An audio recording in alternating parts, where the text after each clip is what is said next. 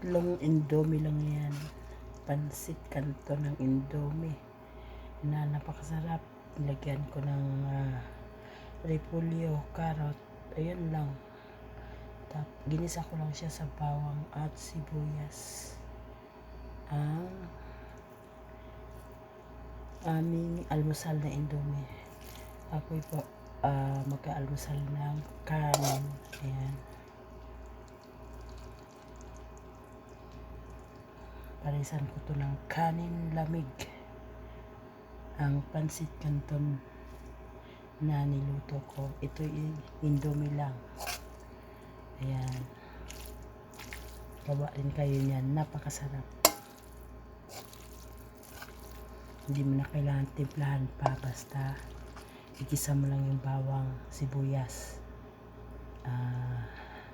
Yung gulay na hinalo ko katulad ng carrot at saka repolyo. Ayan. May sinandok na ako. Ayan.